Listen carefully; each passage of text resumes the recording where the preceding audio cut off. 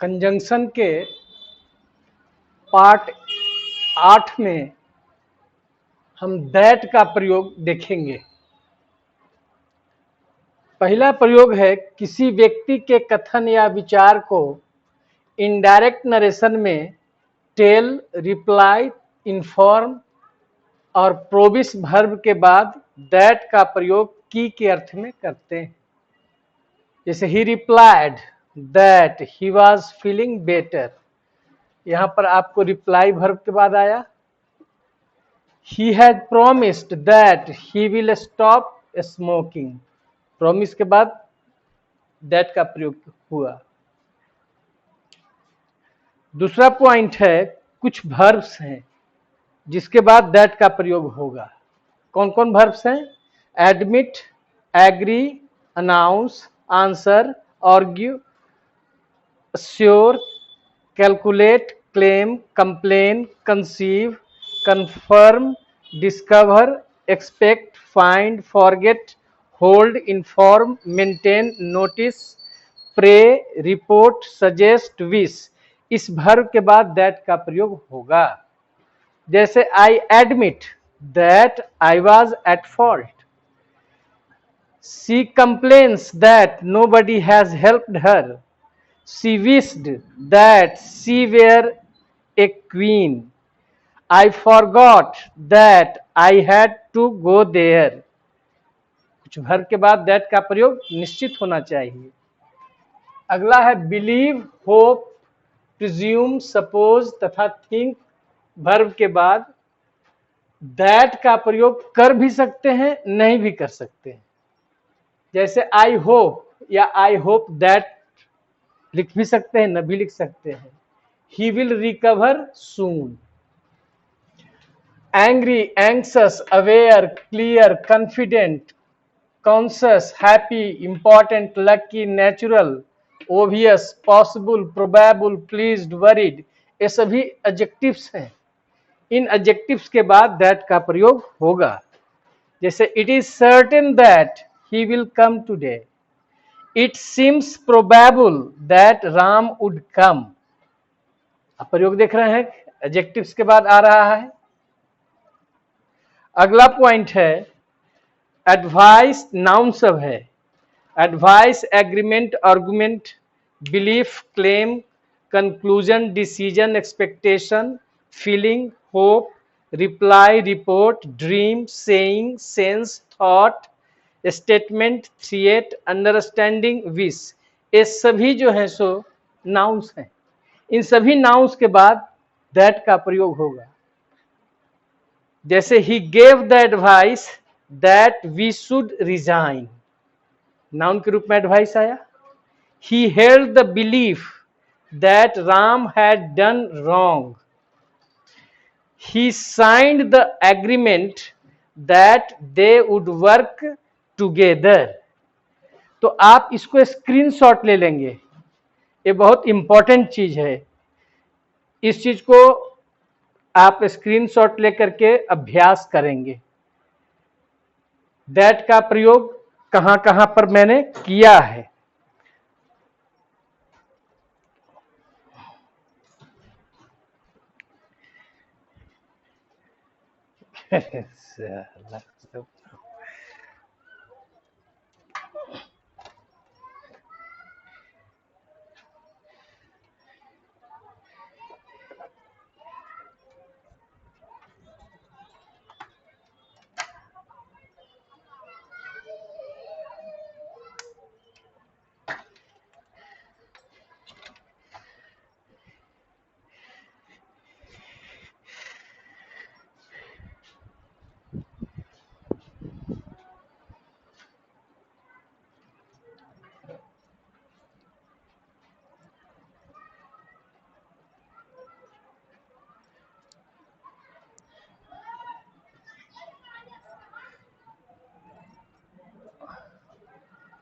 इसमें छठा पॉइंट है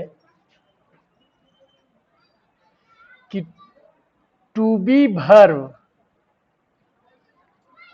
के बाद दैट का प्रयोग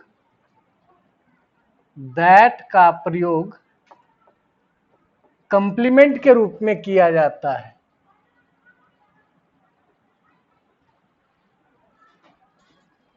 कंप्लीमेंट के रूप में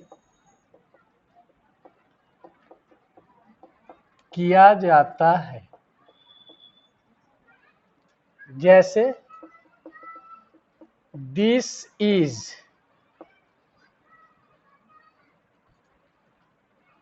the matter is that Ram has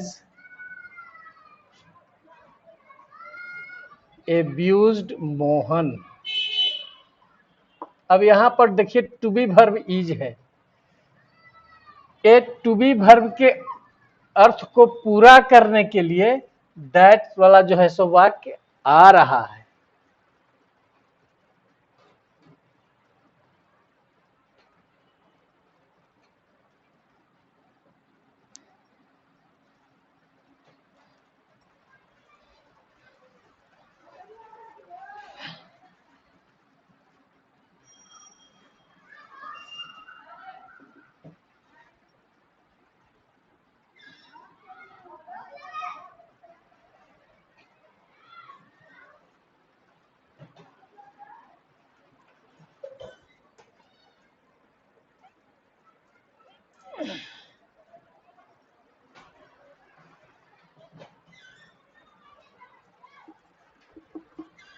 किसी कार्य का उद्देश्य, जिसको पर्पस कहा जाता है, बताने के लिए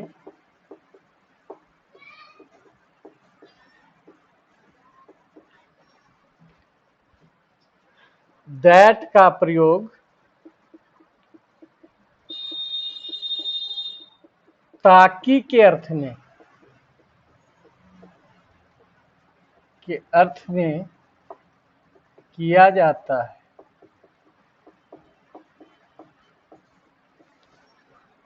जैसे he worked hard that, अब इस ताकि के अर्थ में पढ़ा चुके हैं, इस दैट के जगह पर सो दैट भी ला सकते हैं, या इन ऑर्डर दैट।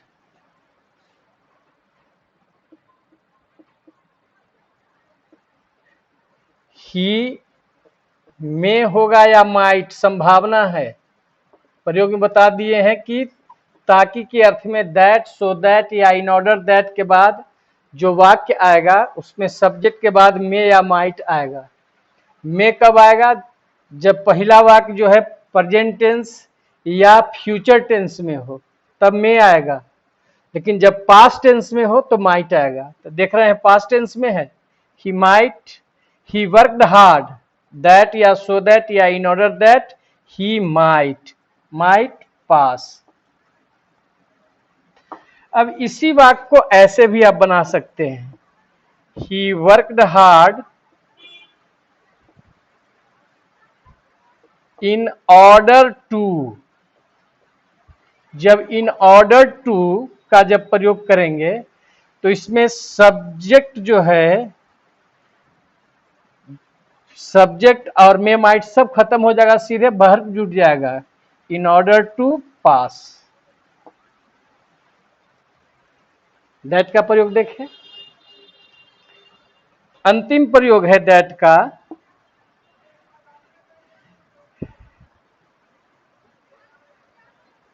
रीजन बताने में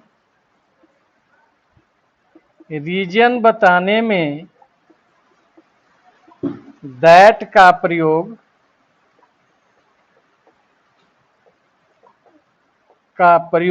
चूंकि पढ़ा चुके हैं, चूंकि के अर्थ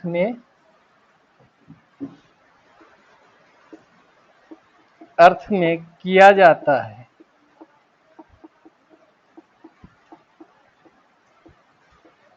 एग्जाम्पल जैसे देख सकते हैं, दैट ही इज इल, चूंकि वह बीमार है। तो आपको बताएं कि इस दैट के जगह पर सिंस भी ला सकते हैं, एज भी ला सकते हैं, सिंस दैट भी ला सकते हैं, सीइंग दैट भी ला सकते हैं, इन दैट भी ला सकते हैं चूंकि के अर्थ में। और चूंकि वाला वाक्य में इसलिए के लिए कॉमा दिया जाता है, कि कॉमा का मतलब होता है इसलिए। तो चूंकि वाला वाक्य में इसलिए के अर्थ में सो का प्रयोग गलत होगा, नहीं करना है। तो क्या हो जाएगा, that he is ill, he will not come to play.